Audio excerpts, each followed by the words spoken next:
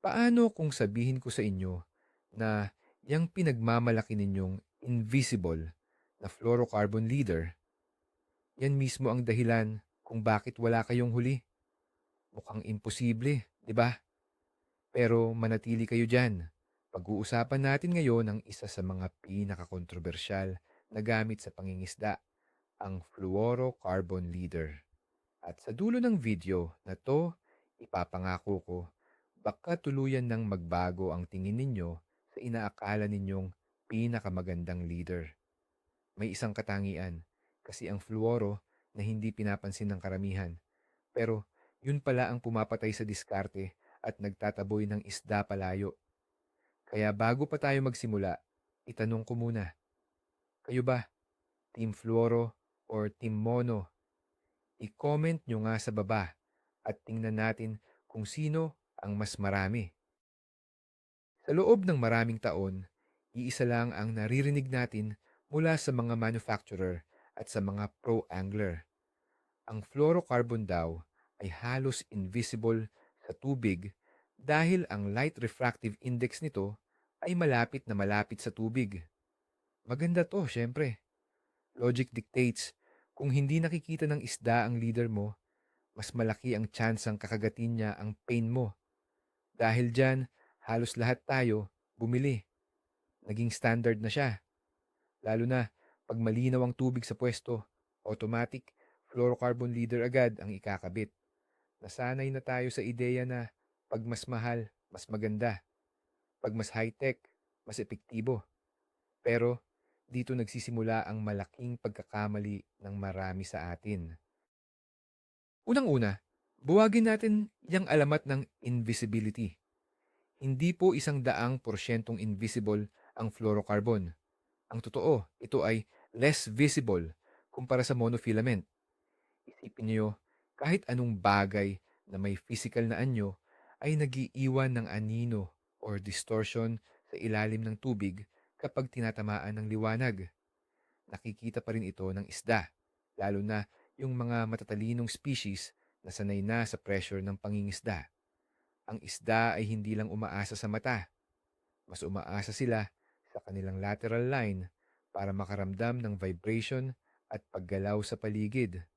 Kaya kahit hindi niya masyadong makita yung leader mo, siguradong nararamdaman niya ito, lalo na kung mali ang paggamit mo.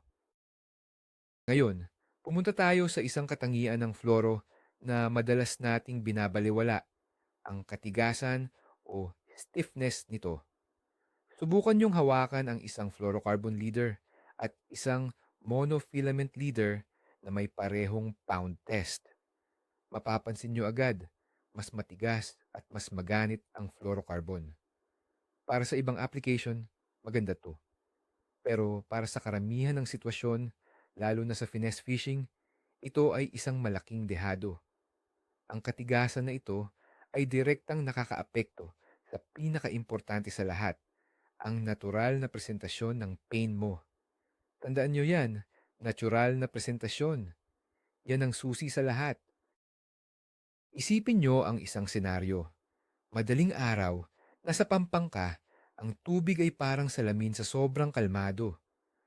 Gumagamit ka ng isang maliit na pain, sabihin nating isang soft plastic na pintail. Gusto mong gayahin ang galaw ng isang sugatang isda na hirap ng lumangoy. Kapag ang gamit mong leader ay matigas na fluorocarbon, ano sa tingin nyo ang mangyayari? Imbis na malambot at natural ang pagbagsak at paggalaw ng pain mo sa tubig, nagiging parang robot ito. Bawat twitch ng rod mo, hindi natural ang dating. Ang stiff na leader ay pinipigilan ang pain na gumalaw ng malaya. Para kang nagsasayaw na may bakal sa likod. Pag-usapan pa natin ang epekto niyan sa lure action. Sa mga minnow o maliliit na crankbait, kailangan nila ng kalayaan para umaksyon, para mag-wobble at mag-roll. Yan ang nagtitrigger sa isda para umatake. Pero kapag nakakabit sila sa isang matigas na fluorocarbon leader, limitado ang kanilang paggalaw. Yung built-in action ng pain na binayaran mo ng mahal, nasasayang lang. parang sinasakal mo yung pain mo.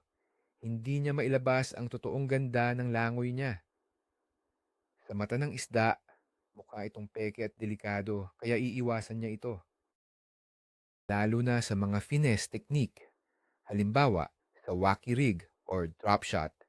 Ang buong konsepto ng mga teknik na yan ay ang dead sticking o pag-iwan sa pain na gumalaw ng mag-isa dahil sa agos ng tubig.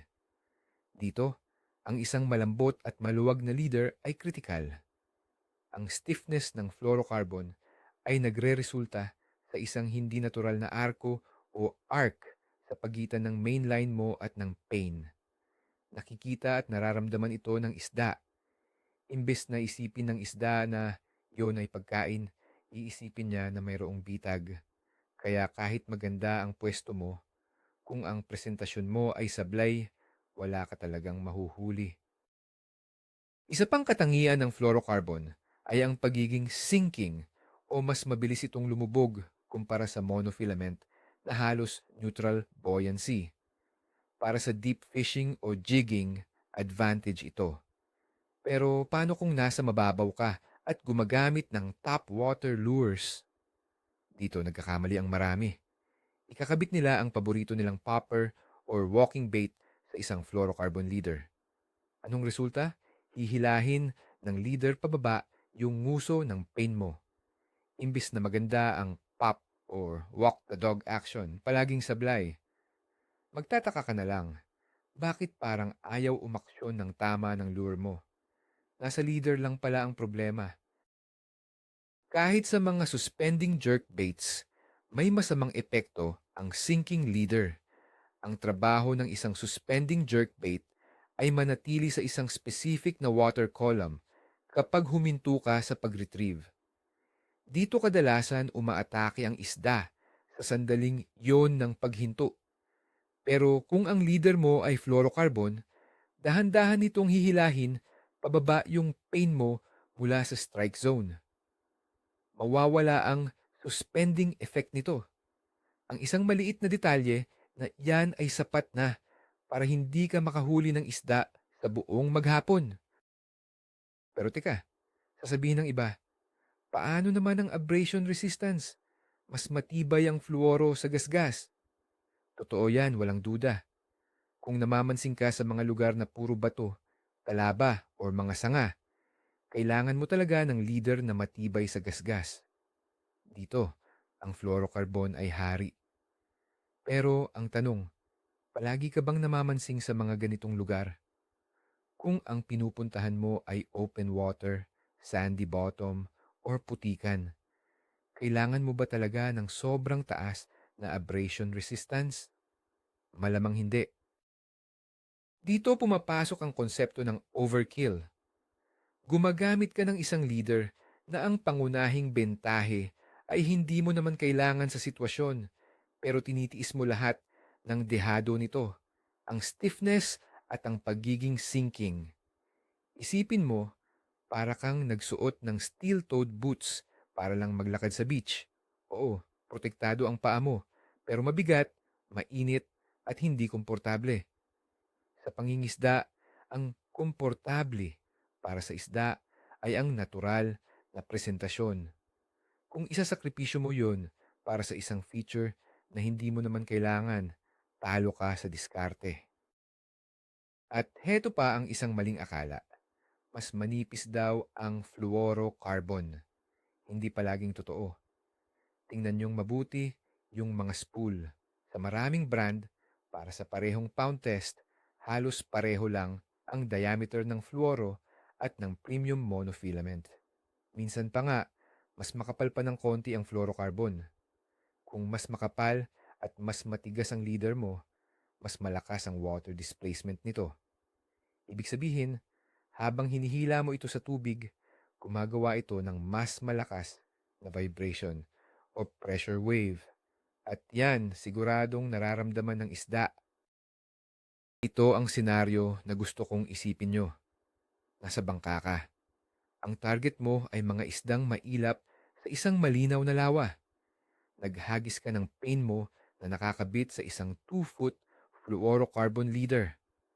sa ilalim ng tubig, yung leader na yan ay parang isang matigas na alambre na pinuputol ang katahimikan ng tubig.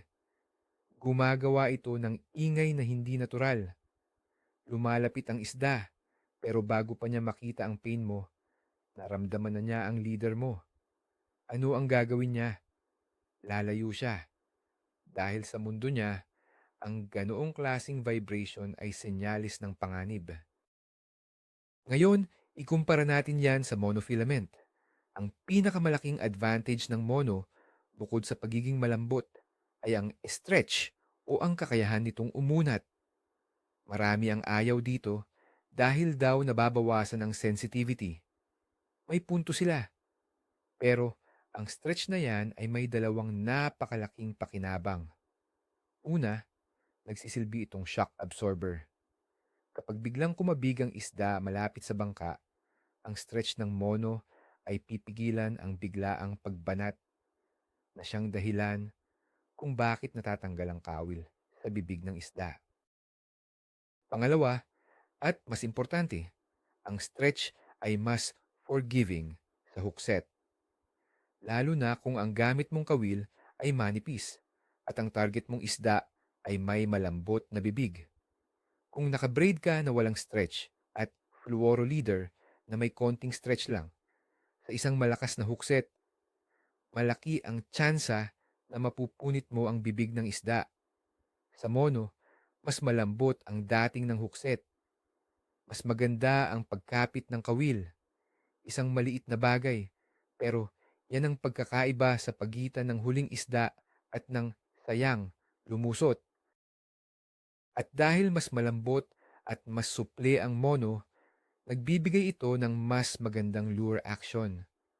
Bumabalik tayo sa natural na presentasyon. Kapag nakakabit ang pain mo sa isang mono leader, mas malaya itong nakakagalaw. Mas sinusunod nito ang natural na agos ng tubig. Para sa isda, mukha itong totoong pagkain na walang anumang tali. Yan ang gusto mong makita nila. Isang madaling target na hindi ka hinahinala. Sa simpleng pagpalit lang ng leader mula fluoro papuntang mono, baka magulat ka sa pagdami ng kagat na mararanasan mo. Heto ang isang totoong kwento. May dalawang mangingisda, magkatabi sa isang pader. Pareho sila ng pain, pareho ng teknik, pareho ng oras. Ang pagkakaiba lang, si mangingisda A ay gumagamit ng mamahaling 10 libra na fluorocarbon leader. Si mangingisda B naman, gumagamit lang ng ordinaryong 8 libra na monofilament leader. Sa loob ng isang oras, si mangingisda B ay nakalima na. Si mangingisda A, ni isang kagat, wala. Nagtataka si A. Anong ginagawa ni B na hindi niya ginagawa? Walang magic. Mas natural lang ang presentasyon ni B dahil sa leader na gamit niya. Kaya kailan ba dapat gumamit ng fluorocarbon? Siyempre, may lugar pa rin ito sa tackle box natin. Hindi natin sinasabing basura ito. Gaya ng nabanggit kanina, kung ang lugar ay sobrang matinik, mabato, or puro talaba, go for fluorocarbon. Ang abrasion resistance nito ay hindi matatawaran. Kung nagjijiging ka sa malalim at kailangan mo ng sensitivity para maramdaman ang bawat tapik sa ilalim, fluorocarbon ang sagot. Kung ang target mo ay mga isdang may matatalas na ngipin, makakatulong din ang tigas nito. Ang punto dito ay hindi ang pagban sa fluorocarbon sa ating buhay. Ang punto ay ang pag-unawa na hindi ito isang one-size-fits-all na solusyon. Ang pinakamalaking pagkakamali ng isang mangingisda ay ang umasa sa isang gamit o isang teknik sa lahat ng sitwasyon. Ang pangingisda ay tungkol sa pag-a-adjust. Pag-a-adjust sa panahon, sa lalim ng tubig, sa mood ng isda, at syempre, sa gamit na angkop sa mga kondisyon na yon. Ang pagpili ng leader ay isang mahalagang bahagi ng pag-a-adjust na yan. Isipin nyo, yung marketing ng fluorocarbon ay nakatutok sa iisang bagay, ang invisibility. At dahil Yan ang pinakahalatang problema sa isip natin. Baka nakikita ng isda ang linya ko.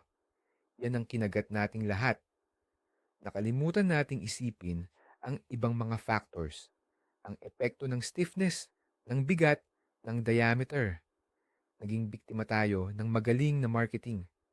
Nag-focus tayo sa isang puno at hindi natin nakita ang buong gubat. Ang totoong diskarte ay ang pagtingin sa buong sitwasyon, hindi lang sa isang aspeto. Ang isda ay isang nilalang na nabubuhay sa isang mundong puno ng panganib. Ang kanilang survival instinct ay sobrang talas.